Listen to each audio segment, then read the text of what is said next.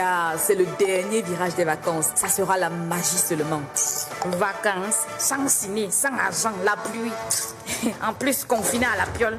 Et tu n'as pas les vacances en mode MTN Yamo. En mode Yamo, tu peux gagner jusqu'à 200 colos de bourse scolaire chaque semaine pendant un mois. Mais comment? Ouais, premièrement, joue d'abord dans la communauté Yamo en tapant étoile 220 dièse. Ensuite, sur la page TikTok MTN Yamo, relève le défi Best Shaker, Best Singer, Best Makeup ou Best Sapolo et cumule le plus de votes pour win. Et c'est pas tout. Tu as droit à des masterclass tous les jeudis à 11h pour te conseiller sur ton orientation académique et professionnelle. Et pour t'apprendre à d'où ton CV, tu as même aussi droit à une séance avec un coach en développement personnel. MTN Yamo, les vacances Fun and Learn.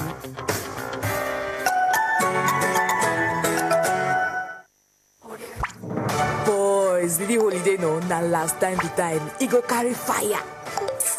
Holidays with no movies, no money, rain, not to mention the lockdown. Massa, leave that thing. You've not heard of holidays with a touch of Yamo. With MTN Yamo, you can win a scholarship worth up to 200k each week for 1 month. What? How? Well, first things first, dial star 220 hash to join the MTN Yamo community. Then log on to MTN Yamo TikTok page and take part in the challenge. Best dancer, best singer, best makeup, or best sapping. And accumulate as many likes as possible to win. See, that's not all. You are even entitled to sessions on Thursdays to guide you on your academic and professional orientation, to teach you how to do your CV. You will also have access to a personal development coach who will help you transform your youthful assets into opportunities. MTN Yamo, Fun and Learn Holidays.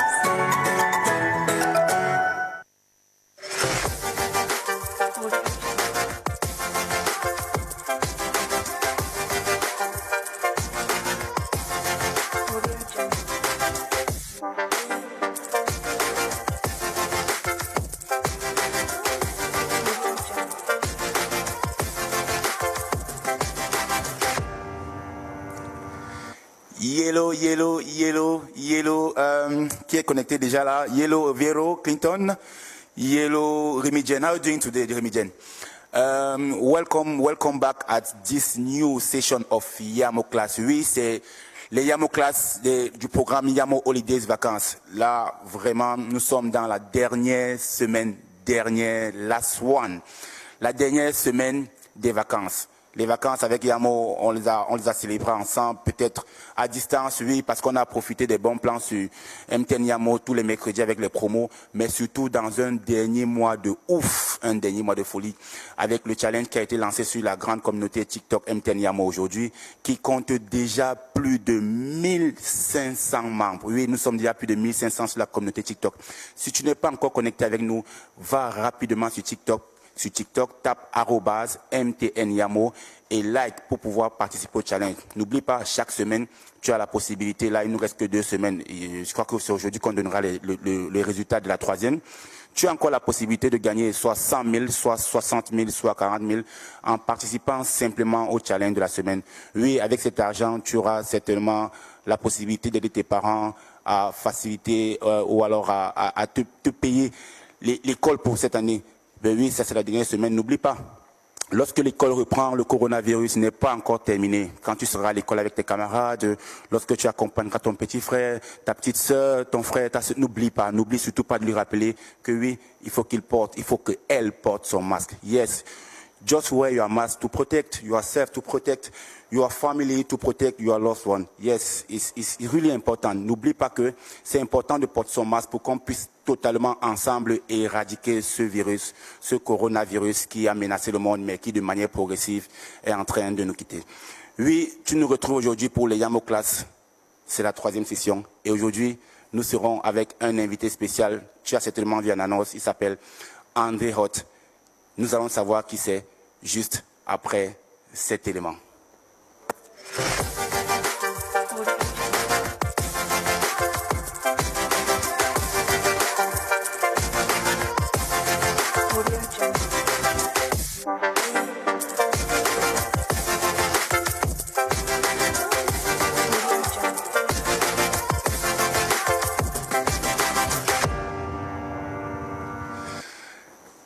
Bienvenue si tu nous rejoins actuellement. Tu es sur le programme Yamo Class des Yamo Holidays. Ça, c'est la 3e session et le thème de cette journée ou alors de cette session est orientation académique et professionnelle. Tu as des difficultés à savoir après ton bac quelle filière choisir, de savoir quel métier tu comptes exercer. Tu as des pressions de tes parents, de ta famille, de tes oncles, de tes frères, et tu ne veux pas. Toi, tu as tes passions à toi, mais tu essayes de concilier, tu ne sais pas quel choix faire. Aujourd'hui, nous aurons un invité spécial. Nous aurons André Roth qui va nous aider, qui va t'aider à savoir que faire. André Roth. Bonjour. Comment tu vas? Bonjour Roger, je vais très bien. Et toi? Moi, je vais très bien. Dommage que les vacances soient déjà en train de finir, parce que si c'est sur la communauté MTN Yamo, nous on célèbre bien pendant les vacances. Mais c'est pas tout, hein, parce que comme tu as rejoint la communauté Yamo avec nous là, sache que ce sera comme ça tous les mois jusqu'à la fin du mois de décembre. On va être en pleine célébration continue. On va s'entraider, on va trouver le moyen de se développer. La semaine dernière, on a appris ici avec Vincent Cadio comment faire le magnifique CV qui te conduit directement à l'entretien d'embauche. Aujourd'hui, on a toi, André Roth, pour nous parler de l'orientation académique et professionnelle. Qui est André Roth? Allez, dis-nous. Alors, André Roth est un jeune Camerounais. J'ai rapidement, après un baccalauréat scientifique obtenu au lycée des ECA, j'ai démarré un cursus dans le domaine de l'informatique. Donc, de formation, j'ai un master 2 en informatique, spécialité système et réseau, mais j'ai été très rapidement mordu par tout ce qui a trait à l'éducation, à l'orientation, à la formation des jeunes. Donc tour à tour, j'ai travaillé dans des entreprises qui favorisaient ou bien me permettaient de pouvoir développer ces compétences-là. Et aujourd'hui, ça fait pratiquement 7 ans que je suis dans le secteur de l'orientation scolaire, académique et professionnelle. Et je me définis comme une personne qui construit des carrières. Ça, c'est André Roth, un jeune trop plein de talent. Yellow Thanos Valère, toi qui nous regardes, Yellow King Zeka, Yellow Kamnan Sylvain, Yellow Guy Tchachi. Oui, c'est important. Si tu penses que tu es là pour regarder ce live aujourd'hui et qu'il est important pour toi ou bien pour quelqu'un que tu connais, n'hésite pas, partage le live. Il faut toujours partager ce qui est bien. C'est important de partager les infos. Au lieu de se retrouver à partager seulement ce qu'on sait que... Bon, partage le live, c'était simple. Tag tes amis, tag ceux que tu penses que ça peut intéresser, parce que c'est aussi ça, être membre de cette communauté, de partager les bonnes choses. André Roth, on va revenir avec toi et peut-être qu'on va te laisser la parole pour pouvoir nous expliquer ou pour pouvoir accompagner ces jeunes aujourd'hui qui sont dans la communauté MTN Yamo, mais qui soit sont indécis ou alors qui ont pris des décisions mais essaient de revenir sur leur pas. Que faire? Déjà, pour démarrer, je crois qu'il faut qu'on définisse d'abord ce que c'est que l'orientation, parce que beaucoup d'entre vous se posent peut-être cette question. On parle d'orientation scolaire d'abord, académique et professionnelle. L'orientation, c'est quoi? C'est le fait d'aller vers un domaine qui nous passionne, d'aller vers un domaine qui nous plaît, de se former, d'avoir des compétences, d'investir de son temps, de son énergie dans un métier, dans un parcours, acquérir des compétences et pour pouvoir les vendre plus tard sur un environnement qui s'appellera le marché de l'emploi, une fois que vous aurez validé votre diplôme universitaire et tout. Maintenant, il est question de choisir son parcours, choisir ce qu'on fera toute sa vie, ou bien une partie de sa vie, parce qu'on rencontre des gens qui, pendant une partie de leur vie, font un métier et après changent, font autre chose. Mais pendant un bon moment, il faudra aller vers un domaine qui vous passionne forcément. Donc c'est un peu comme choisir une épouse. Voilà, toute votre vie, vous aurez ce métier avec vous à côté. Donc il faut pouvoir prendre une bonne base et pour décider de qu'est-ce que vous souhaiterez faire plus tard. Alors, la grosse problématique, je sais que vous rencontrez au quotidien, c'est choisir quoi. S'orienter aussi, s'il faut le dire, c'est trouver sa voie. trouver sa voie, un métier, un domaine dans lequel vous vous sentez à l'aise, mais aussi la faire entendre, parce que il n'est pas juste question d'apprendre un domaine, mais il est question aussi de pouvoir s'affirmer, de pouvoir développer un certain nombre de compétences qui vont vous aider plus tard à vous affirmer, à pouvoir vivre de ce métier, de ce domaine de compétences. Donc, il se pose un problème de choix. Choisir quoi? Alors pour choisir, il faut avoir essayé beaucoup de choses. Comment vous savez que vous aimez le coq, ou bien vous aimez le héros, ou bien le ndolé? C'est parce que vous avez essayé plusieurs choses. Vous avez essayé le foufou, vous avez essayé le tarot et la sauce jaune, et finalement, votre dévolu s'est porté sur le héros avec beaucoup d'obstacles et tout. Donc, pour essayer quelque chose, pour choisir, il faut essayer plusieurs choses. Et souvent, notre environnement, ce n'est pas évident parce que on ne s'essaye pas à beaucoup de choses, on n'a pas tout l'écosystème ou l'environnement qui nous permet de pouvoir décider. Donc pour définir un peu, revenir sur le contexte, c'est de ça qu'il est question quand on parle d'orientation. C'est de se projeter par rapport à un métier, d'identifier un parcours qui peut vous conduire, pas qui peut, qui va vous conduire à l'atteindre cet objectif-là, mais encore plus de s'entourer de tout l'environnement, de tout l'écosystème qui vous permettra de réussir dans ce domaine-là, ce que vous souhaitez faire. Pour essayer de planter encore le décor, comment est-ce qu'on s'oriente chez nous? Vous venez d'avoir le bac, pour la plupart, qu'est-ce qu'ils font? J'ai essayé de mener un petit sondage. Beaucoup d'entre vous vivent le rêve de leurs parents. Bon, le parent a déjà pensé clairement, quand il était jeune, il avait envie d'un avocat dans la famille, il avait envie d'un médecin, donc lui, il va réaliser ses rêves à travers vous. Donc tu vas devenir médecin, tu vas devenir avocat, même si, à la base, ce projet n'est pas en adéquation avec ce que toi tu aimes, là où tu as des talents, là où tu as des compétences. Donc, il y a le choix des parents pour vous. Deuxième, c'est le suivisme. Moi, je suis à Yaoundé, mon meilleur ami il va à Douala fréquenter ou va à Ngaoundéré. Bon, moi aussi, je le suis. Je vais aussi à Ngaoundéré étudier avec lui parce que c'est mon ami. Je ne veux pas qu'on se sépare. Beaucoup s'orientent de cette façon-là. Il y a aussi les métiers à la mode. Voilà, parce qu'on parle trop d'un métier, ça vous intéresse, vous décidez aussi de vous orienter par rapport à ce métier-là. Et voilà comment d'autres s'orientent. Et aussi, il arrive qu'il y ait des personnes qui vous inspirent. Moi, je me rappelle une fois lors d'une conférence, je partageais un panel avec un pharmacien qui disait que lui, il a choisi le métier de pharmacien parce que dans sa ville, le pharmacien avait toujours la plus belle voiture, il était toujours bien habillé. Donc, il s'est dit que ce monsieur qui charge toujours les voitures et qui est toujours bien habillé, ça veut dire que le métier qu'il fait là est intéressant. Voilà comment il s'est orienté vers le métier de pharmacien. Pas parce qu'il était forcément intéressé par le métier de pharmacien. Et après, il y a l'urgence. Ce que j'appelle par l'urgence, c'est quoi? Là, les résultats du bac sont sortis dernièrement. Certains attendent à la dernière minute pour s'inscrire. Et souvent, les places ne sont plus disponibles. Tu avais un projet à la base de faire de la biochimie ou de faire de l'informatique, mais tu arrives à l'université, toutes les places sont déjà prises. Donc tu ne prends que ce qui est disponible. Voilà comment certains se sont retrouvés en train de faire sociologie, ou bien, pas pour dire que sociologie c'est pas un métier noble, ou bien un domaine de compétences, non, mais simplement c'était pas le projet initial, mais parce qu'ils faisaient face à l'urgence, ils ont été obligés de choisir ce qui avait de disponible au moment là dans l'université vers laquelle ils sont orientés. Après, il y a un très petit pourcentage de personnes qui, eux, vraiment, avec l'aide des parents, avec l'aide de tout l'écosystème, parce que quand on parle d'orientation, c'est plusieurs acteurs. Il y a vous au milieu, il y a le système éducatif qui va vous accueillir dans quelques semaines, donc les enseignants, les conseillers d'orientation.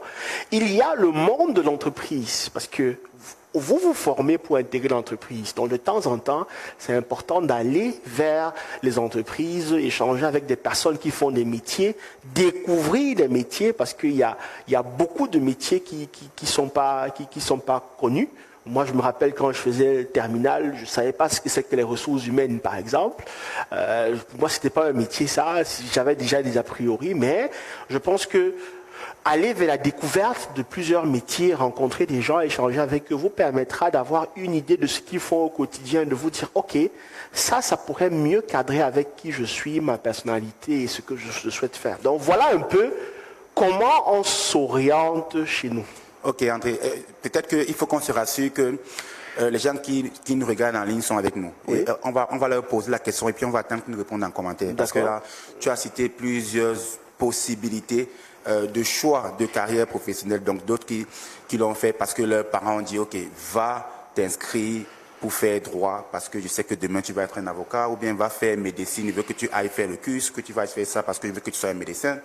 Ou alors, après ça, derrière, tu as cité des possibilités parce que j'ai rêvé d'un métier, parce que j'ai vu qu'il y avait le voisin au quartier qui avait des grosses voitures et il a dit un jour qu'il était informaticien, donc j'ai pensé qu'il était important de faire informatique parce que ça donne certainement beaucoup d'argent. Et à la fin, tu as dit quand le bac est sorti...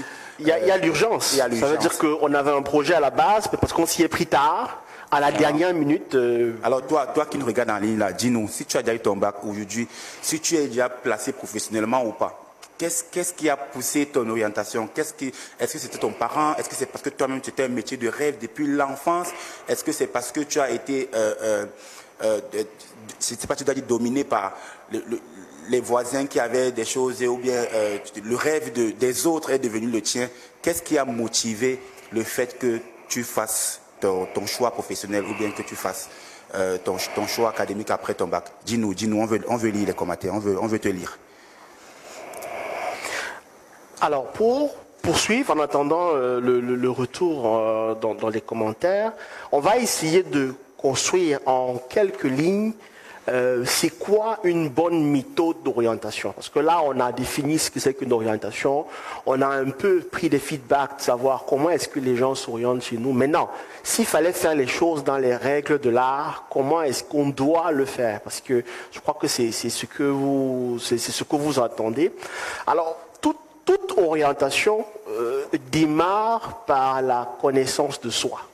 On ne peut pas aller vers quelque chose si on va vers les autres parce qu'on a quelque chose à donner. On ne peut pas donner ce qu'on n'a pas. Donc il faut d'abord se connaître pour aller vers les autres. Se connaître, c'est quoi? C'est connaître ses centres d'intérêt, c'est connaître ses passions, c'est connaître ce qui vous rend unique, ce qui vous rend spécial. Parce que chaque être humain est spécial, chaque être humain a quelque chose de particulier. Mais souvent, l'environnement fait que on écoute plus les autres, on se laisse influencer, on ne s'écoute pas toujours soi-même pour décider de, ok, moi voilà ce que j'aime. Maintenant, à l'école, dans les activités, vous voyez vous-même des choses dans lesquelles vous excellez, dans lesquelles vous vous sentez bien épanoui, vous êtes à l'aise. Il y a certains, quand on dit mathématiques, ils sont à l'aise dans les maths. Il y a d'autres, quand on parle des langues, vraiment, ils excellent dans les langues. C'est la personne qui parlera couramment français, anglais et une troisième langue, l'espagnol, l'allemand ou l'italien, s'il faut parler du système. C'est la personne qui est à l'aise avec l'informatique. Il va toujours sur des sites comme le site du zéro ou bien comment ça marche pour découvrir le dernier code HTML pour concevoir un site. Déjà dès la première terminale ou bien première année d'université, il a de l'appétence pour ces matières. L'enseignant, dès qu'il démarre quelque chose, lui il est déjà anticipé, il va très vite et ça va énormément. Donc, il y a des choses dans lesquelles vous excellez, dans lesquelles vous vous sentez à l'aise. C'est ça votre talent, c'est ça votre potentiel. Il ne faut pas le négliger ou le mettre de côté parce que c'est une source intarissable, c'est une énergie qui vient de vous et maintenant il est question de la canaliser, de mettre un cursus, de mettre un schéma, un process pour vous accompagner à mieux, je dirais, mettre un métier derrière ces passions, derrière ce centre d'intérêt. Donc, maintenant, avec la communauté, comme j'ai défini tout à l'heure, parce que vous n'êtes pas seul dans ce process, il y a vous au milieu qui êtes effectivement qui va marquer le but, donc le numéro 1, mais à côté de vous, il y a les enseignants qui vont vous accueillir, passer du temps avec vous, identifier vos difficultés au quotidien. Il y a le monde de l'entreprise qui va vous recevoir plus tard lorsque vous aurez terminer un premier cursus ou bien voilà. Mais de temps en temps y aller. Je conseille souvent aux élèves, même de seconde, première, terminale, de faire un stage, même de 2 semaines ou 1 mois, dans un domaine qui les intéresse. Ça permet d'avoir une idée. C'est pas en terminale que tu sauras que tu vas être médecin. Si on te met devant on met une personne devant une table, on dissèque la personne. Je sais pas comment le ressenti de voir, de voir quelqu'un, de voir une marée de sang, quelqu'un baigner dans une marée de sang. Hein, comment est-ce que le choc sera? Mais au moins, si en seconde vous faites un petit stage qui vous permet d'avoir une idée, ou bien d'aller dans une banque. Il y a des gens qui font des métiers parce qu'ils s'habillent bien. Voilà, ils sortent tous les matins. Maintenant, vous plongez dans l'environnement du métier, rencontrez des personnes au quotidien qui font ces métiers, échanger avec eux, partager leur expérience. Mais aussi, un troisième acteur, c'est les parents. Parce que de plus en plus, on se rend compte que les parents ont délaissé la responsabilité de l'orientation ou de l'éducation au système éducatif. Donc les parents ont aussi un rôle à jouer et c'est un acteur principal. L'élève sort d'un écosystème, la famille, pour aller dans un écosystème, le système éducatif. Et c'est la jonction entre ces différentes parties prenantes qui va accompagner le sujet, donc que vous êtes élève, étudiant ou bien jeune professionnel, vers un métier qui pourra épouser vos passions. Maintenant, il y a des professionnels qui peuvent vous accompagner également à travers des tests. Il y a, pour ceux qui font des recherches rapidement sur Google, il y a un test qu'on appelle le RIASEC, R-I-A-S-E-C, qui vous permet de découvrir votre personnalité et de voir un peu les métiers qui cadreraient avec votre savoir, avec qui vous êtes. Parce que vous ne pouvez pas dire, par exemple, que vous voulez aspirer à un métier de commercial et que vous êtes quelqu'un de timide, quelqu'un de réservé, vous avez peur de parler aux gens. Ce n'est pas l'adéquation. Donc, ça permet de déceler rapidement quels sont vos points forts, vos points faibles et un peu plus poussé. Un autre test qui s'appelle le MBTI. Vous pouvez faire des recherches dessus, c'est disponible.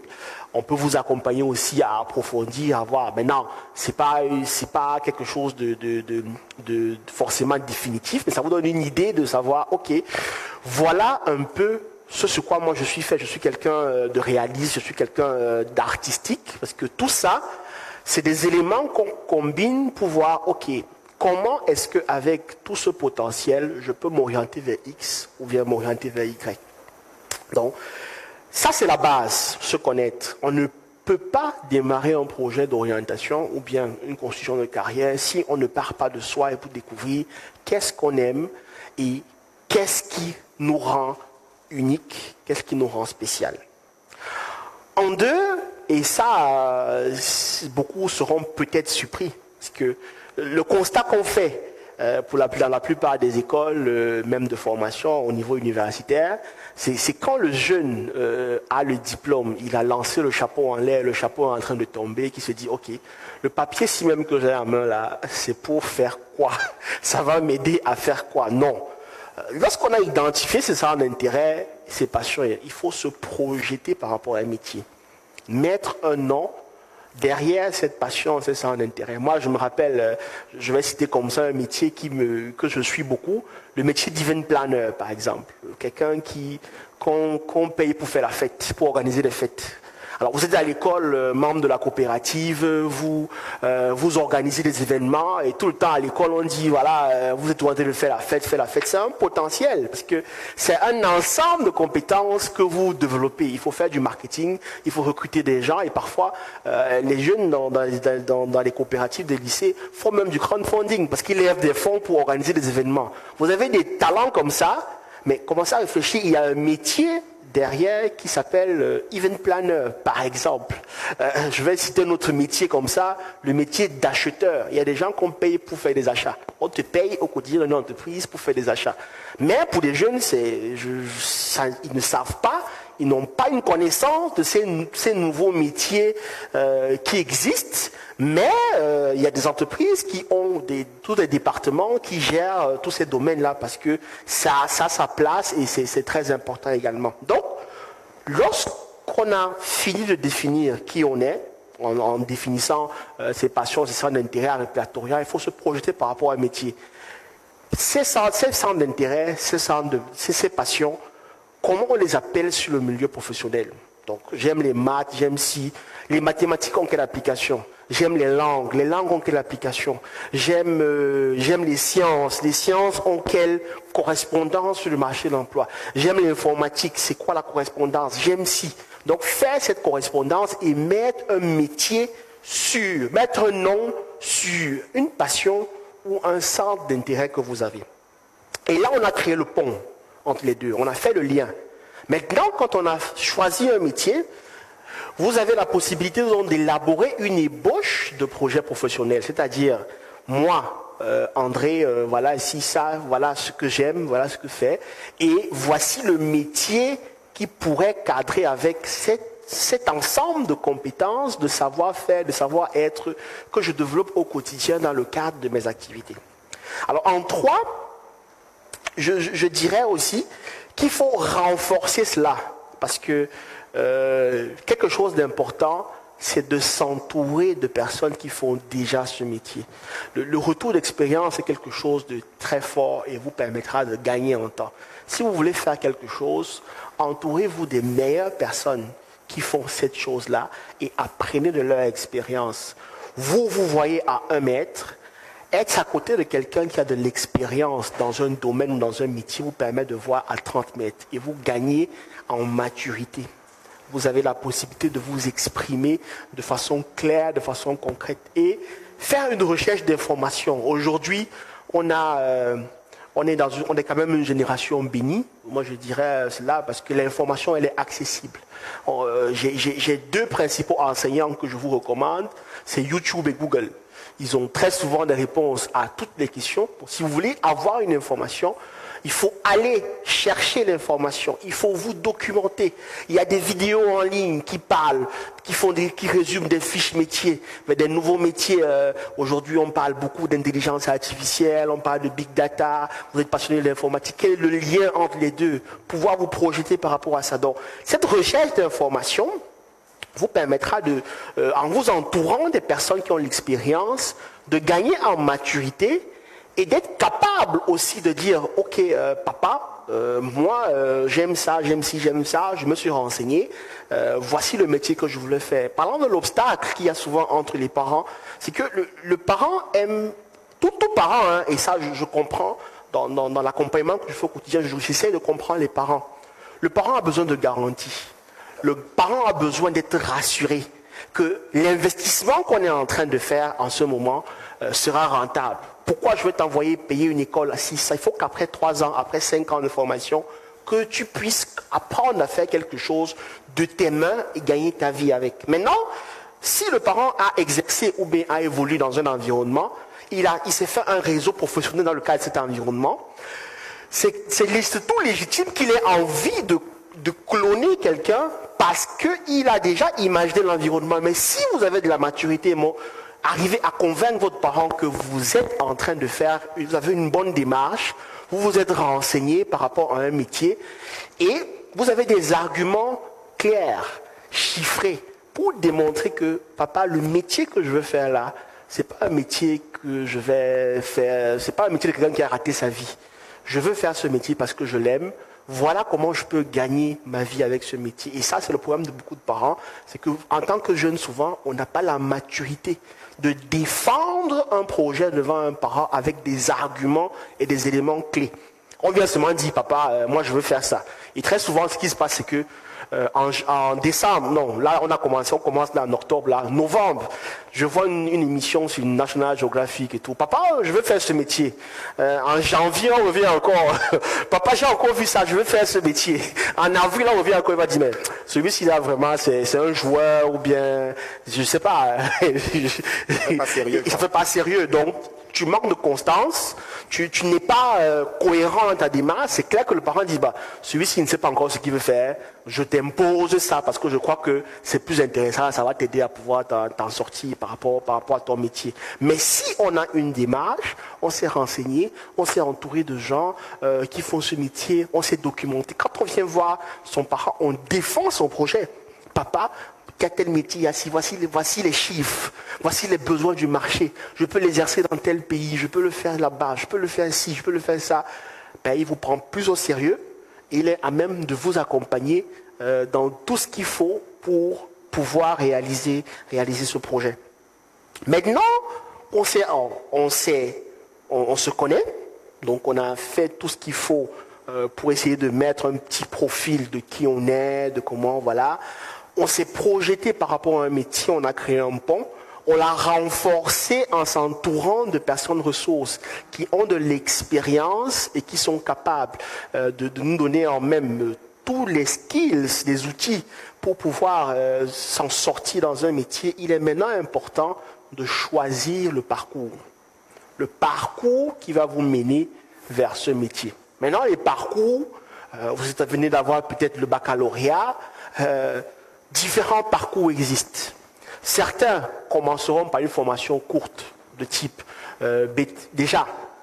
Certains commenceront par des écoles publiques ou des écoles privées. C'est le premier débat. On va vers les écoles publiques ou les écoles privées. Certains iront vers des formations courtes de type BTS, DUT, licence professionnelle. Certains iront vers des formations de type longue, école d'ingénieur, master ou bien école spécialisée. Il y en a énormément. Mais qu'on commence par une formation, qu'on commence par le public ou le privé, qu'on commence par une formation courte ou de type semi-courte, de type licence professionnelle, ou bien qu'on prenne un parcours long de type ingénierie, classe prépa intégrée 2 années, après 3 années ingénierie, à la finalité, il est question d'avoir un savoir-faire. Quel que soit le cas que vous envisagez, c'est le savoir-faire qu'il faut pouvoir acquérir chaque année au quotidien par rapport aux compétences que vous voulez développer. Alors, on peut le faire au Cameroun, on peut le faire en Afrique, on peut le faire dans le monde. Aujourd'hui, on peut même le faire à distance. Aujourd'hui, il y a beaucoup d'universités qui proposent aussi de se former à distance, de pouvoir renforcer leurs compétences. Mais le dénominateur commun de tout ça, qui lie tous ces parcours, c'est le budget. Et ça, c'est le point, le 5e point que je souhaite aborder avec vous. N'ayez pas des projets irréalistes. Il faut pouvoir adapter vos projets au budget de vos parents ou bien de la personne ressource qui va financer les études que vous souhaitez faire. Et ça, c'est très important et c'est là où souvent il y a des débats et autres parce que vous avez visé une université qui coûte peut-être 1 500 000. Le budget du parent est à, je sais pas, à 500 000 ou à 100 000 ou à 200 000. Pas pour dire que si on a fréquenté dans une école qui coûte... Et ça aussi, c'est un des problèmes d'état d'esprit. C'est qu'on se dit, quand on a payé une école chère, on vaut cher. C'est pas forcément lié. Le coût de la formation n'est pas forcément lié à la qualité de la formation ou bien la qualité du contenu que vous avez donné à votre formation. Parce que c'est aussi vous qui êtes le principal acteur par rapport aux études que vous allez faire. Maintenant, vous avez la possibilité d'intégrer, quelle que soit l'université que vous intégrez, de vous dire, OK, quel est mon projet professionnel? Je suis parti de mes compétences, mes savoir-faire, mes talents, mon potentiel. Je me suis projeté par rapport à un métier. Comment je dois, vous devez faire vous-même, on parle généralement d'assurance qualité. Comment je dois être sûr que pendant mon parcours, je vais acquérir les compétences nécessaires pour atteindre l'objectif métier que je me suis fixé. Et vous créez votre environnement, vous créez votre système d'accompagnement. Maintenant, après, il n'y a pas que la formation académique. Il y a des certifications à côté que vous pouvez faire. Aujourd'hui, en ligne, il y a ce qu'on appelle les MOOC, des Massive Open Online Courses, qui sont énormément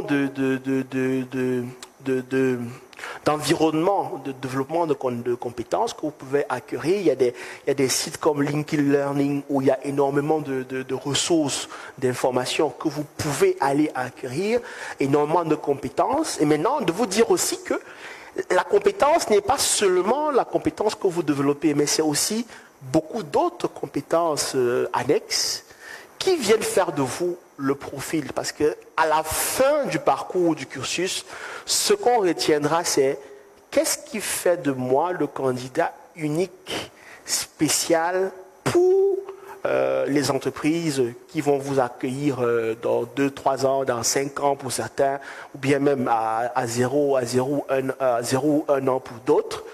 Comment je me distingue? Et c'est l'ensemble des compétences à la fois acquises sur le plan académique, donc du cursus que vous allez suivre, ou des compétences que vous aurez développées vous-même dans le cadre des certifications, des conférences, des rencontres, qui fera de vous un candidat unique, un candidat spécial et qui donnera envie aux recruteurs, aux entreprises de travailler avec vous parce qu'ils ont cette certitude que vous avez ce qu'il faut pour pouvoir apporter de la valeur ajoutée, résoudre les problématiques qu'ils ont. Et c'est ce genre de candidat qu'il faut, l'état d'esprit qu'il faut avoir pour pouvoir vous démarquer sur le marché de l'emploi à terme. Donc, maintenant, pour donc garantir le cursus ou le parcours, c'est important aussi de se projeter par rapport aux débouchés. Souvent, il y a souvent cette problématique de ce débat de filière porteuse ou non porteuse. Moi, ça c'est mon point de vue personnel, je pense qu'elle n'a pas lieu d'exister, de dire que telle filière, une filière porteuse c'est bien, mais une filière peut être porteuse, mais vous n'avez pas ce qu'il faut, vous n'avez pas le bon mindset, les compétences qu'il faut pour pouvoir vous démarquer dans cette filière. Mais ce que je pense dans la démarche qu'on est en train de construire ensemble, c'est de dire que si j'aime quelque chose, je me suis formé pour développer, pour avoir à terme un métier qui cadre avec ce domaine de compétences-là, j'ai fait tout ce qu'il faut pour être le meilleur dans mon domaine. Un bon joueur ne manque pas d'équipe. Vous allez avoir ce qu'il faut. Les entreprises pourront identifier en vous un potentiel et auront envie de travailler, de collaborer avec vous. Maintenant, la question se posera de est-ce que j'opte plutôt pour le salariat? Donc certains sont un peu plus à l'aise de travailler pour une organisation. Donc moi je n'aime pas trop le terme salariat parce que ça revient un peu sur le terme fonctionnaire pour dire que c'est quelqu'un à qui on dit juste de faire des choses, il fait. Je préfère le terme parfois intrapreneuriat pour dire que c'est une personne qui est source de propositions, source de valeur ajoutée pour l'organisation dans laquelle il est parce qu'il réfléchit à dire ok, comment je peux améliorer les choses, comment je peux apporter une valeur ajoutée. C'est l'état d'esprit qu'il faut avoir. Maintenant, il y a de l'autre côté les personnes qui choisissent de se mettre à leur compte et de créer une entreprise, on parle d'entrepreneurs. Donc, commencez déjà à réfléchir quel est l'environnement dans lequel vous vous sentirez à l'aise. Est-ce que c'est l'entrepreneuriat? Est-ce que c'est le salariat? Si oui, est-ce que c'est les deux en même temps? Parce qu'il y a une possibilité d'hybridation aussi. Il y a des gens qui travaillent en journée et ont leur entreprise le week-end, ils pilotent à distance dans différents domaines. D'essayer de mettre le bon écosystème. Certains commencent par l'entreprise. Là, l'entreprise se présente un peu comme un incubateur parce que c'est le moment de développer des compétences, des skills, développer un réseau, rencontrer des gens, avoir un bon carnet d'adresses et après se mettre à leur compte parce qu'ils estiment qu'ils ont un peu plus de légitimité dans le domaine, ils peuvent parler avec assurance dans un domaine, dans un secteur, de façon générale. Mais c'est à vous de choisir, de dire, ok, je me sens à l'aise dans quoi, qu'est-ce que j'aimerais faire et comment je me projette et comment je vois ma carrière. Mais la question centrale durant tout le parcours reste comment, grâce à mes passions et sans intérêt, je peux contribuer à apporter une valeur ajoutée aux entreprises et organisations pendant et après l'obtention de mon diplôme. Parce que beaucoup pensent que c'est quand on a le diplôme qu'on est apte à créer de la valeur. Non.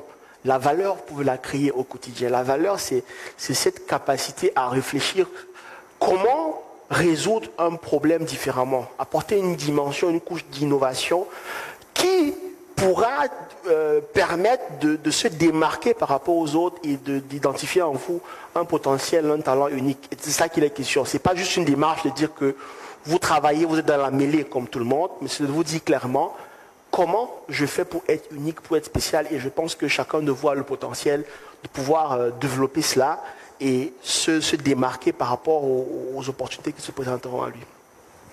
Je ne sais pas si jusque-là, il y a des questions qui sont revenues. J'aimerais bien avoir le feeling, le pool, essayer de répondre aussi avant de pouvoir continuer. Et c'est très important. Effectivement, il y a des questions, il y a des avis sur la première question que nous avons posée à nos chers membres de la communauté Yamo. Et peut-être que nous allons rapidement prendre un élément derrière et puis juste après ça, on va lire les différentes interactions et interventions des autres. D'accord. Tirage des vacances, ça sera la magie seulement. Vacances, sans ciné, sans argent, la pluie. En plus, confiné à la piole. Ok, tu n'as pas les vacances en mode MTN Yamo. En mode Yamo, tu peux gagner jusqu'à 200 colos de bourse scolaire chaque semaine pendant un mois. Mais comment? Ouais, premièrement, joue d'abord dans la communauté Yamo en tapant étoile 220 dièse. Ensuite, sur la page TikTok MTN Yamo, relève le défi Best Shaker, Best Singer, Best Makeup ou Best Sapolo et cumule le plus de votes pour win. Et c'est pas tout. Tu as droit à des masterclass tous les jeudis à 11h pour te conseiller sur ton orientation académique et professionnelle. Et pour t'apprendre à d'où ton CV, tu as même aussi droit à une séance avec un coach en développement personnel. MTN Yamo, les vacances Fun and Learn.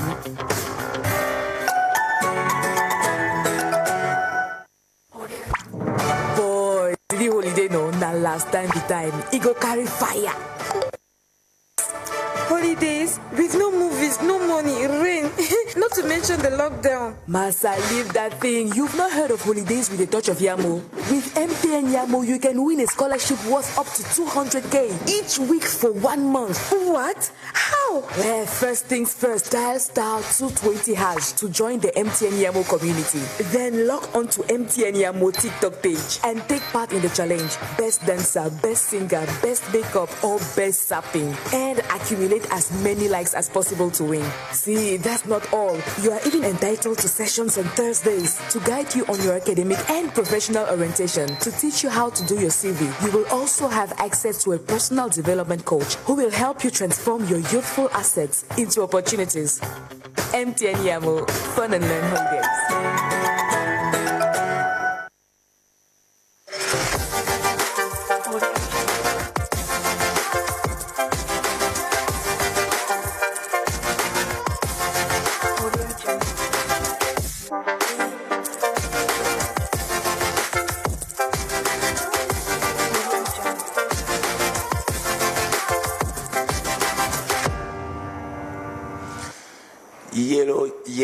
Yellow.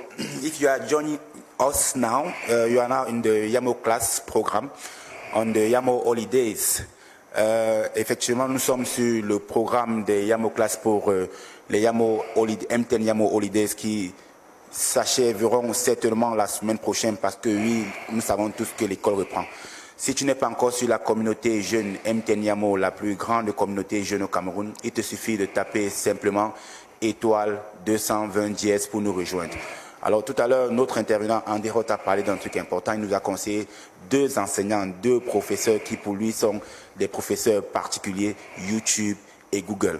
Parce que là-bas, selon lui, il pense que tu peux trouver tout ce qui est important pour toi, tout ce qui est nécessaire pour ton développement et tout ce qui est nécessaire pour pouvoir booster ta carrière. MTN Yamo aussi pense à toi. Pour pouvoir accéder à YouTube, Google de manière instantanée ou tout le temps pendant le mois, il te suffit de souscrire un petit forfait d'une valeur de 1000 francs et tu reçois 2.2 gigas. Oui, 2.2 gigas valable 30 jours.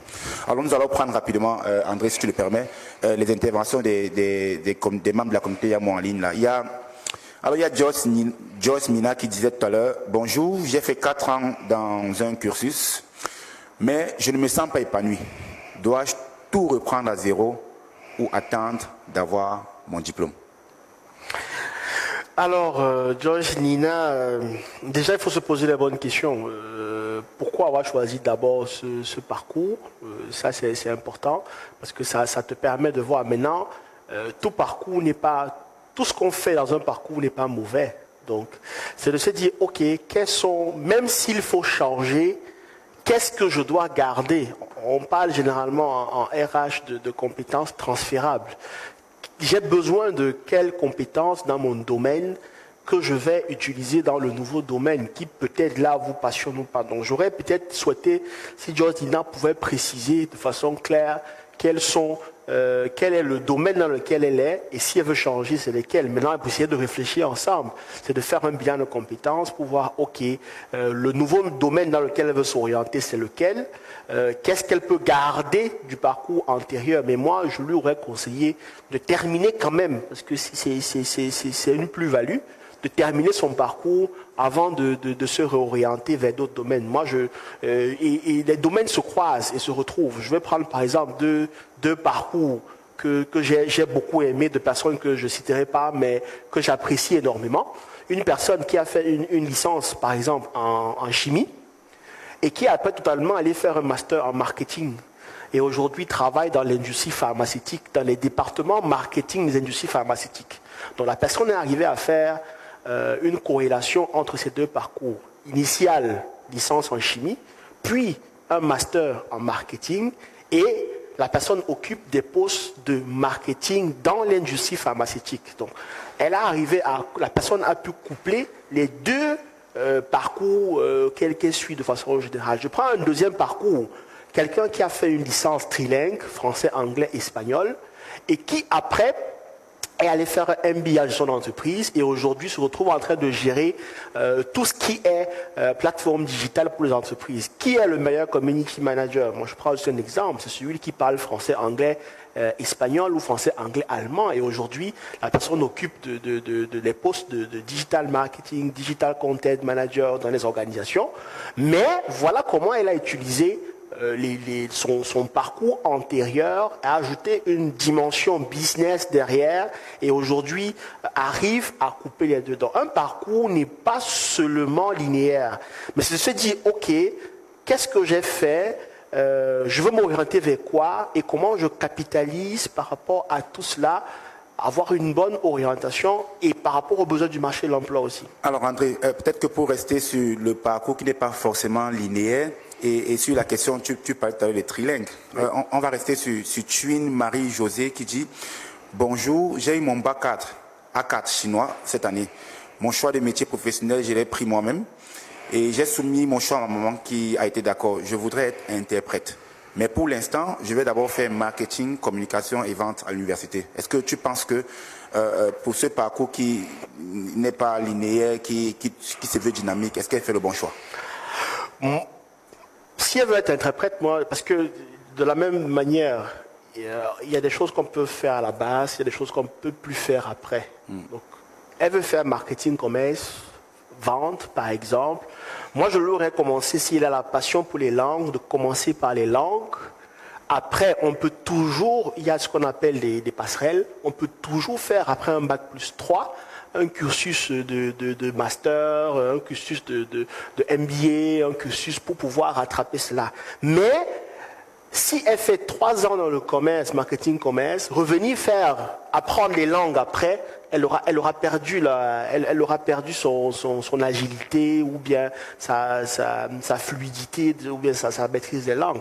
Donc aussi bien, je prends un exemple de quelqu'un qui veut, parce qu'il y a souvent cette problématique dans l'orientation des jeunes qui sont brillants, des scientifiques qui sont brillants et qui sont partagés entre une école de commerce et une école d'ingénieur. Souvent le débat est souvent très vite tranché de dire ok, va faire une école d'ingénieur.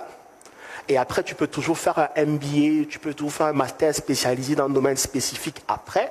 Mais tu peux pas faire une école de business et après aller faire ingénierie. Parce que la base, tu ne l'auras forcément pas. Donc souvent, on a des parcours, et ça, c'est des cas, des case studies parfois compliqués. C'est des enfants très brillants aussi. Ils sont tellement bons dans toutes les matières.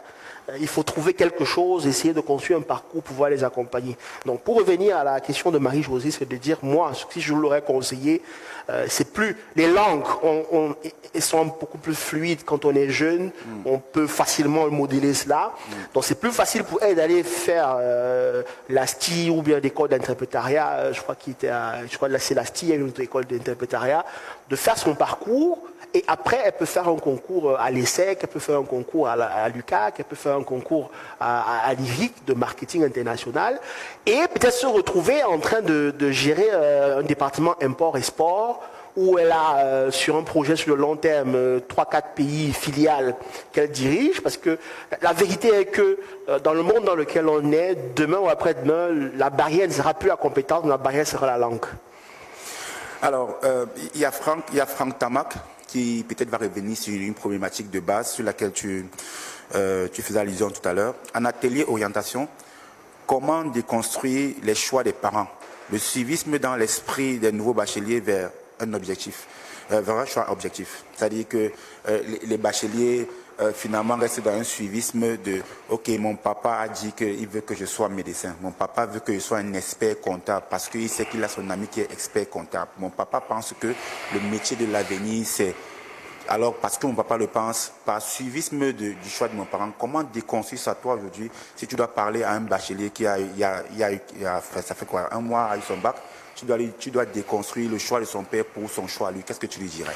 Alors, le problème avec beaucoup de jeunes, et ça, je crois que je l'ai mentionné tout à l'heure en disant que je comprends. Avant, j'étais un peu sur le choc avec les parents, mais avec l'expérience, j'ai fini par comprendre les parents. Parce que tout parent veut être sûr, parce que l'éducation, c'est d'abord du business. J'ai mon produit là, je mets du cash sur lui, je veux le retour sur investissement dans 3 ans, 5 ans. Il faut vraiment le voir comme ça. Et se dire, ok, quel est le meilleur environnement que je peux offrir à mon enfant pour pouvoir rentabiliser l'investissement que je vais mettre dans sa formation à court terme, donc à 3 ans ou à 5 ans. Donc pour le parent, il veut des garanties. Et souvent, et ça, on le rencontre sur près de 80% des jeunes, c'est qu'ils manquent de maturité. Ils n'ont pas cette maturité de montrer la plus-value d'un métier que le parent ne connaît pas. Et de lui dire, mais papa, moi, j'ai un bac ci, j'aime ça, je me suis renseigné sur tel métier, voilà les débouchés de ce métier, je peux me former là-bas, voilà tel qui a fait ce métier et qui les aise là-bas, il gagne bien sa vie, il est épanoui ici, voilà les cursus. Mais le père qui a un enfant qui a cette démarche, il va réfléchir 2 fois. Et l'autre chose aussi, je parlais, c'est de l'inconstance dans les projets. Je ne peux pas venir là, la rentrée a démarré là. Je ne peux pas venir en novembre dire, papa, je regardais TV5 derrière moi, j'ai vu un nouveau métier là, je veux le faire. En janvier, tu reviens encore, on est en train de manger à table, tu reviens encore, papa, non, je ne veux plus faire ce métier, je veux plutôt faire celui-ci. Mais il va te prendre comme un rigolo. Mais un enfant qui, depuis la première, lui dit, moi je veux faire ça. 3 mois plus tard, je veux faire ça. 3 mois plus tard, je veux faire ça. Le parent, même s'il avait l'intention d'influencer sur le métier, il va réfléchir à 2 fois. Il y a de la pertinence, et à chaque fois, il revient avec des éléments nouveaux, des arguments de démonstration. Je crois que si les jeunes ont de la maturité pour être capables de démontrer les parcours qu'ils souhaitent faire, il y aurait une plus grande adhésion des parents. Et souvent pour les parents, même qui veulent imposer des carrières à leurs enfants, on peut bien être dans une démarche de construction d'un projet, mais pas forcément d'imposer, parce que s'ils décrochent, et ça on a beaucoup de cas de décrochage scolaire, académique, des jeunes qui errent dans les universités, qui ne sont pas vraiment alignés à ce qu'ils veulent faire, et c'est un investissement perdu. Alors, André, permets-moi de prendre une question de Minkam Germaine Léontine, qui dit, moi, mon choix était basé sur une fausse idée d'un métier. Alors, j'aimais le métier, mais je ne savais pas réellement ce que cela signifiait. Et j'ai choisi la formation correspondante, mais je n'ai pas mis les ressources matérielles, intellectuelles et financières qu'il fallait. Est-ce que ça revient à ce que tu as dit tout à l'heure de faire des choix qui sont irréalistes, peut-être parce qu'on n'a pas tenu compte des moyens financiers des parents? Ou alors est-ce que ça revient à se dire que finalement on choisit un métier, pourtant on n'a pas les aptitudes intellectuelles qui peuvent nous pousser à finalement se retrouver à faire ce métier dans l'avenir? Je dirais que c'est les deux.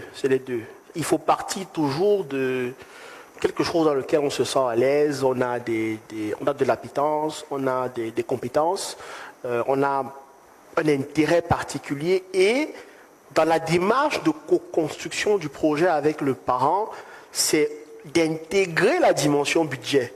Parce que c'est la dimension budget qui vient souvent séparer. Mais ne pas l'intégrer dans une démarche de, ok, si la formation que je voulais faire n'est pas forcément valorisante, ou bien parce que j'ai payé, je veux aller dans une université, je ne vais pas forcément avoir le niveau qu'il faut. Moi, je connais des gens qui ont fait des parcours dans l'enseignement public, qui ont des parcours, qui ont des postes vraiment waouh dans des multinationales, dans des organisations internationales. Ce n'est pas l'école qui fait la renommée d'un étudiant, mais c'est l'étudiant par son parcours et son envie de réussir qui fera la renommée de son école. De dire que c'est l'école qui va se vanter de dire que tel qui est directeur là-bas, c'est nous qui l'avons formé. Mais quand tu avais tes pieds dans l'eau la nuit en train de bûcher ou bien de boire des citrons, du café à pas d'heure, parce qu'il fallait avoir le background qu'il faut pour être distinctif par rapport à la mêlée, l'école n'était pas là pour toi. Et en même temps, on sait bien que l'école, c'est 40-50%. Mais le reste, il y a une grosse dimension de recherche personnelle. Donc, de se dire, il y a un parcours, mais construire le parcours. Je commence par quoi? École publique, école privée, si ça. Donc, pour revenir à la question de Germaine, c'est de dire, le projet était irréaliste. On ne peut pas faire un projet sans intégrer, déjà se dire, ok, est-ce que j'ai ce qu'il faut? Maintenant, je peux me rendre compte que je n'ai pas ce qu'il faut. Je me mets à jour. Donc, au-delà de ce que les autres vont faire de façon naturelle, je vais me donner des heures de peut-être 2 heures à 5 heures du matin, je vais dire 2 heures à 7 heures du matin, pour prendre de l'avance et combler le gap. Parce que elle a remarqué qu'il y avait des difficultés dans son parcours, mais qu'est-ce qu'elle a fait pour combler ces difficultés? Et ça, c'est le problème. Maintenant, lorsqu'on est brillant aussi, en termes de financement, il y a des bourses. Moi, je crois qu'il ne faut pas toujours buter sur la question financière. Il faut l'intégrer. Mais aujourd'hui, il y a des possibilités d'avoir des bourses d'études, que ce soit dans les universités camerounaises, que ce soit dans les universités africaines ou internationales. Mais ça demandera un minimum qui est la compétence. Donc, chacun doit faire son job. Votre job aujourd'hui en tant que jeune, c'est d'être excellent dans ce que vous faites. Et les portes forcément vont s'ouvrir parce que vous avez fait ce qu'il faut, vous aimez ce que vous faites et le monde sera content de vous voir briller par rapport à cela. Alors, André, il y a une question de Wolof. Okay. Wolof Wekid. Et qui dit, veuillez excuser pour ma question. Qu'est-ce que MTN peut faire pour moi, jeune étudiant, ayant un bac plus 2, filière physique à l'université Yaoundé 1? Qu'est-ce que tu vas conseiller à un étudiant qui, aujourd'hui, sort de physique Yaoundé 1, qui peut-être fait le focus sur une entreprise, sur une compagnie comme MTN, mais qui peut-être, en prenant du recul, peut ne pas se rendre compte que la filière choisie peut ne pas cadrer avec la compagnie laquelle il rêve?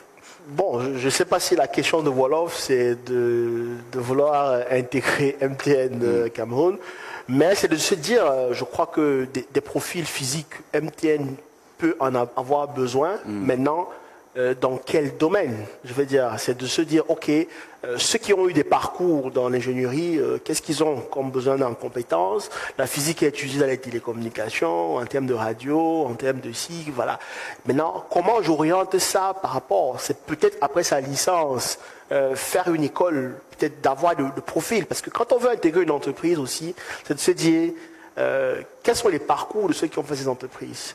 Avec une licence en physique, qu'est-ce que je peux faire? Je peux intégrer l'école des postes en post-licence, je peux intégrer Polytechnique en post-licence, je peux intégrer une école d'ingénierie après un bac plus 3 et faire 3 années et être ingénieur pour préparer mon parcours au type de profil qu'une entreprise comme MTN peut avoir besoin dans 3 ans ou dans 5 ans. Donc c'est aussi se poser la question, je veux intégrer une entreprise, quelles sont les compétences dont je peux avoir besoin, que l'entreprise recherche, et adapter mon profil à ces compétences. Maintenant, je pense qu'il y a aussi des profils Bac plus 3 qui peuvent être recrutés, mais à côté de cette formation, on se dit, qu'est-ce que je peux ajouter comme formation annexe à mon parcours en licence pour être attractif et pouvoir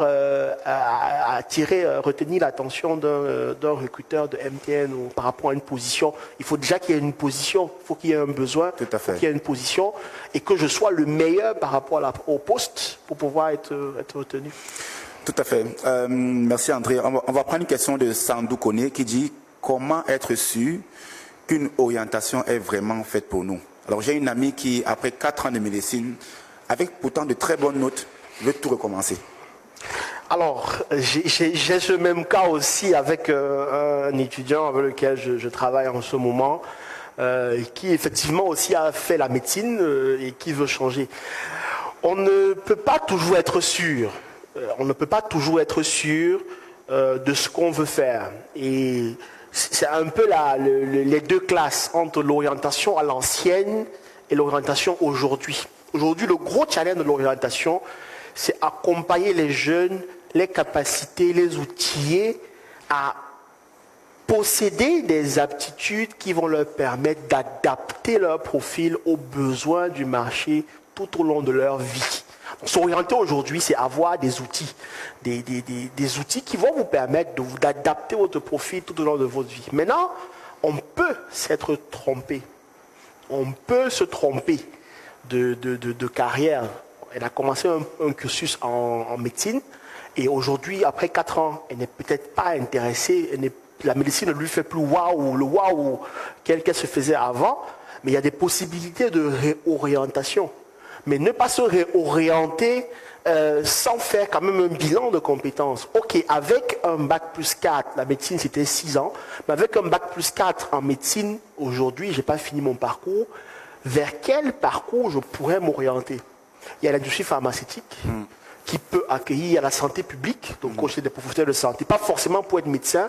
Voilà. Il y a le domaine, moi je vois le pharma, je vois la santé publique, je vois l'humanitaire même, c'est de l'humanitaire, de refaire une formation à l'humanitaire, parce que le secteur de l'humanitaire a besoin de professionnels de la santé pour pouvoir. Et ces 4 ans, c'est énormément de choses qu'elle a découvert, qu'elle a pu absorber, et qu'elle peut essayer d'encapsuler sur une autre couche et voir comment elle peut intégrer d'autres corps, ça peut être même l'ingénierie biomédicale, qu'elle peut se réorienter dans ce domaine, refaire une école d'ingénieur, entrer en 4e, 5e année d'école d'ingénieur, peut-être faire de l'imagerie biomédicale ou de l'ingénierie biomédicale. Donc, différents parcours existent. Au moment où on s'est rendu compte que tôt, et en même temps, je dis...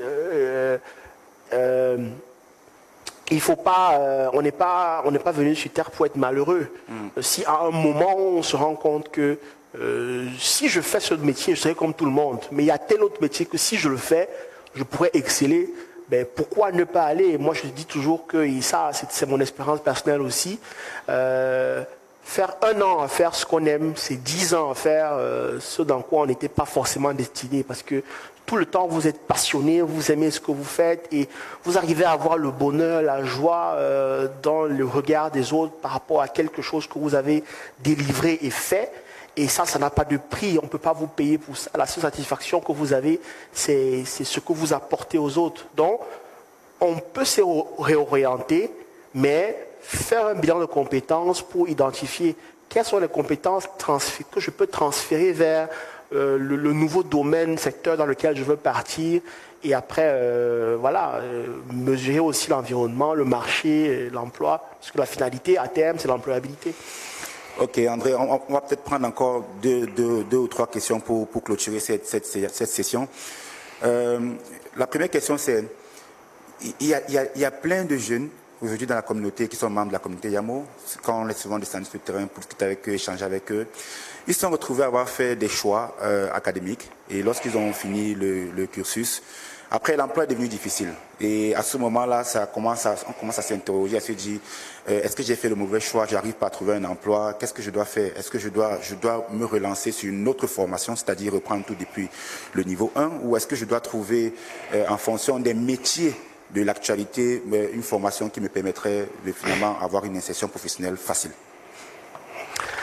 La question de l'employabilité revient et je crois qu'elle est centrale. Sinon, je dirais même que l'objectif d'une éducation de qualité est l'employabilité. Parce que si on a fait toute cette démarche-là, le but, c'est d'avoir un métier qui nous permet de nous épanouir, d'apporter une valeur, d'avoir une rémunération.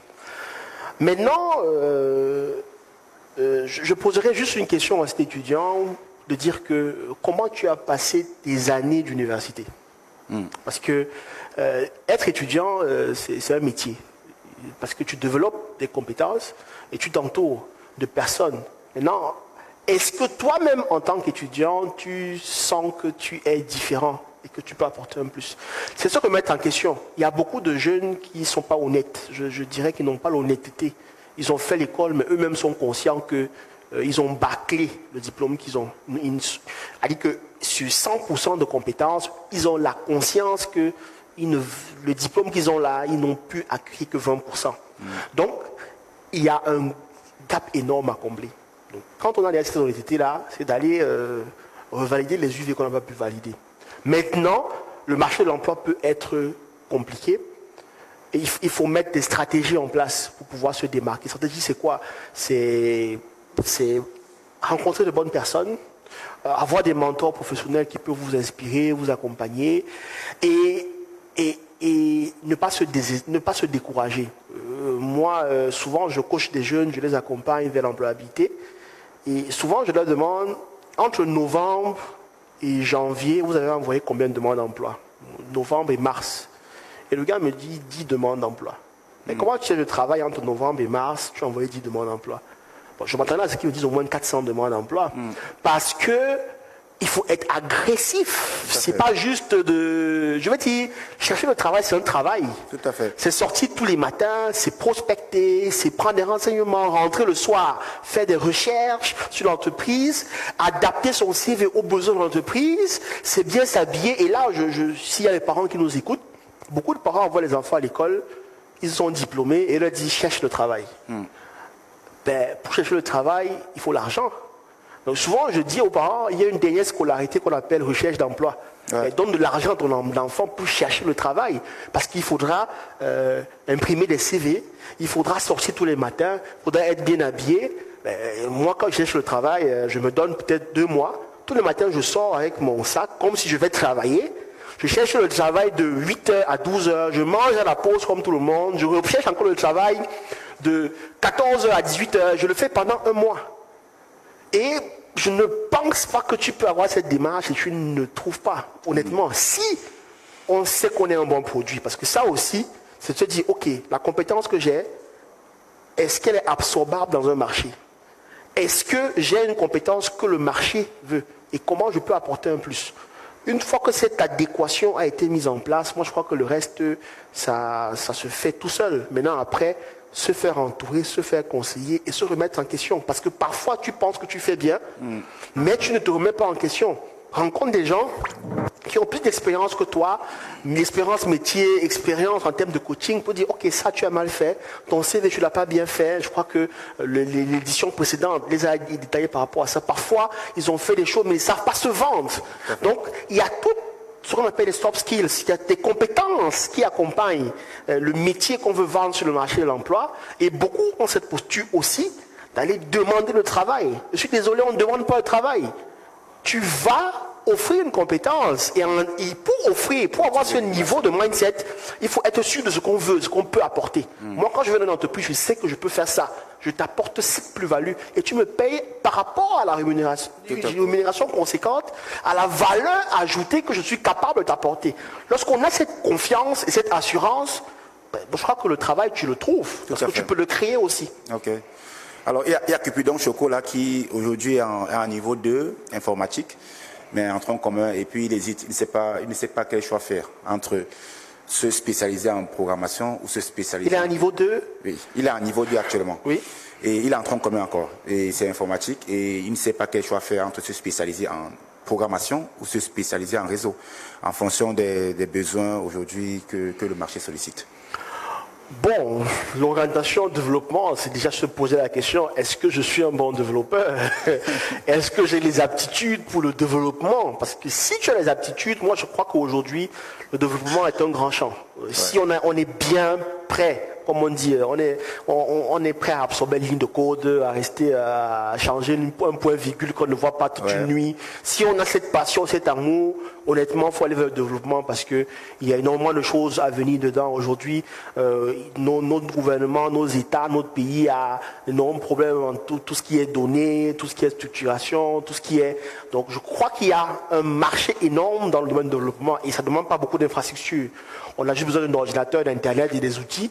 Et on se lance, on commence à développer. Or, le réseau et autres demandent peut-être un peu plus de déploiement, demandent un peu plus de moyens financiers en termes de certification pour avoir une reconnaissance métier, une reconnaissance professionnelle qui va peut-être être des accélérateurs de carrière par rapport au diplôme que vous avez.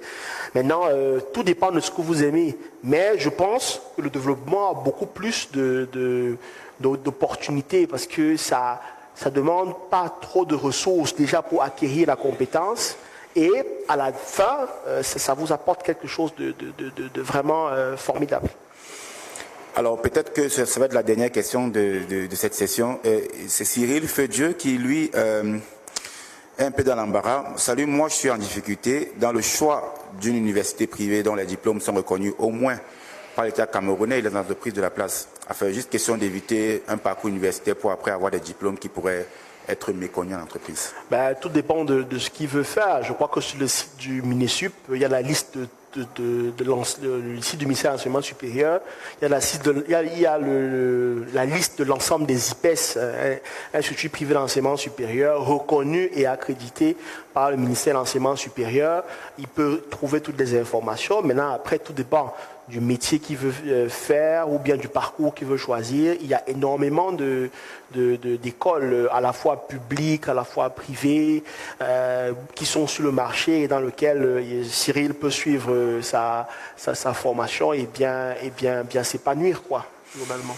Ok, pour la petite question pour sortir, peut-être que toi qui es dans le domaine des études de l'orientation, toi qui as fait plein de sessions, il y avait une question d'un internaute qui pensait que les bourses étaient cachées et c'était difficile de les avoir. Est-ce que toi tu aurais quelque chose à lui dire de où est-ce qu'il les trouver, de comment est-ce qu'il pourrait faire pour bénéficier des bourses? Bon, par rapport à la question des bourses, je veux déjà féliciter notre ministère de l'Enseignement supérieur du Cameroun qui fait un travail énorme sur leur page Facebook parce qu'il y a énormément d'informations disponibles. Dès qu'il y a une bourse d'un État, d'un gouvernement, moi, je les retrouve sur la page Facebook du ministère de l'Enseignement supérieur. Après, il y a le site de Campus France aussi, sur l'onglet bourses, où il y a toutes les bourses du gouvernement. Il y a le site aussi de l'Agence universitaire de la francophonie. L'Agence universitaire de la francophonie, c'est près de 1000 universités connectées. Donc, il y a également des bourses. Moi, en termes de lieux où on peut trouver des informations relatives aux bourses, je recommanderais ces 3 sites, c'est-à-dire la page Facebook ou bien le site internet du ministère de l'Enseignement supérieur. Il y a l'espace sur le site de Campus France, l'onglet bourses, qui regroupe également toutes les bourses de tous les gouvernements et les États.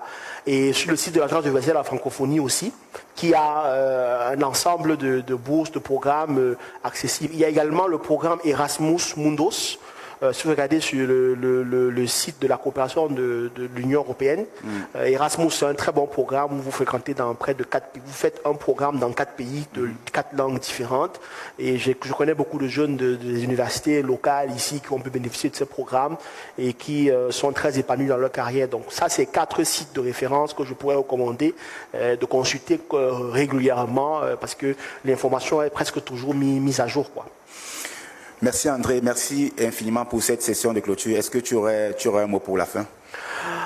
Bon, pour la fin, je dirais déjà merci pour l'opportunité qui m'a été donnée d'échanger avec la communauté MTN YAMO, de les impacter, de parler de leur orientation. C'est quelque chose de très important. À la fois, ça vous aide à bien être fixé par rapport au métier que vous voulez faire et ça permet de gagner en temps. Parce qu'une fois que le projet est bien structuré, on le déroule. Après, pour les parents ou même pour vous-même, si c'est vous-même qui financez vos études, de pouvoir faire les économies parce que l'objet pour lequel vous allez vous concentrer, vous arrivez forcément à vous démarquer. Et l'autre chose que je dirais, pour ceux qui hésitent, il n'y a rien de plus beau au monde que d'être payé pour faire ce qu'on aime. Parce que quand on te paye pour faire quelque chose que tu aimes, ça vient de toi. Je veux dire, le bonheur, c'est déjà de faire ce que tu fais. Et en contrepartie, forcément, on te payera. Mais la première rémunération que tu as, c'est dans le travail que tu fais, dans le résultat, le produit que tu délivres. Et ça te donne une joie immense. Donc, je vous encourage vraiment, même si l'orientation n'est pas, pour ceux qui hésitent, ceux qui ont commencé des parcours et n'ont pas vraiment suivi le canevas pour bien structurer leur projet, ne pas se décourager. Chacun a son parcours, chacun a son expérience. De peut-être penser à une réorientation, à comment capitaliser le parcours qu'on a déjà suivi et de vous dire que lancez-vous, allez vers quelque chose que vous aimez et je pense qu'à la fin, vous allez YAMO et tout se passera bien dans votre carrière. Alors on va sortir sur ces 2 belles notes. Chercher du travail est un travail et il n'y a rien de plus beau au monde que d'être payé pour ce qu'on aime. Oui, c'était ça, c'était la session des YAMO Class avec André Roth aujourd'hui sur le thème orientation académique et professionnelle. Nous espérons que tu as beaucoup appris. Si tu as des amis qui aussi aimeraient enjoy ou que tu penses que ce serait important, tout le contenu que nous avons partagé aujourd'hui. N'hésite pas à les taguer en commentaire, à partager. La vidéo restera sur notre page Facebook. Rejoins notre communauté jeune, la plus grande communauté jeune du Cameroun. C'est simple, il te suffit de taper étoile 220 dièse, c'est gratuit. Étoile 220 dièse et tu rejoins la communauté Yamo. Pendant ces vacances, nous avons enjoy ensemble. Nous sommes en train de clôturer les vacances ensemble. L'école reprend bientôt. N'oublie pas de porter ton masque, de te protéger, de protéger ce que tu aimes. Et surtout, rendez-vous la semaine prochaine, jeudi la semaine prochaine, lorsqu'il sera 11h. Ce sera pour les prochaines Yamo classes. Ça, c'est sur MTN Yamo, la plus grande communauté du Cameroun. À bientôt.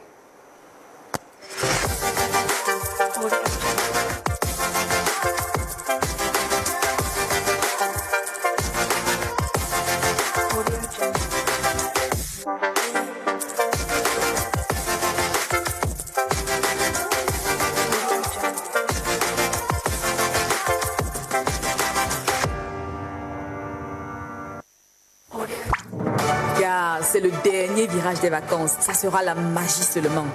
Vacances, sans ciné, sans argent, la pluie. En plus, confiné à la piole. Et tu n'as pas les vacances en mode MTN Yamo. En mode Yamo, tu peux gagner jusqu'à 200 colos de bourse scolaire chaque semaine pendant un mois. Mais comment? Ouais, premièrement, joue d'abord dans la communauté Yamo en tapant étoile 220 dièse. Ensuite, sur la page TikTok MTN Yamo, relève le défi Best Shaker, Best Singer, Best Makeup ou Best Sapolo et cumule le plus de votes pour win. Et c'est pas tout. Tu as droit à des masterclass tous les jeudis à 11h pour te conseiller sur ton orientation académique et professionnelle. Et pour t'apprendre à d'où ton CV, tu as même aussi droit à une séance avec un coach en développement personnel. MTN Yamo, les vacances Fun and Learn.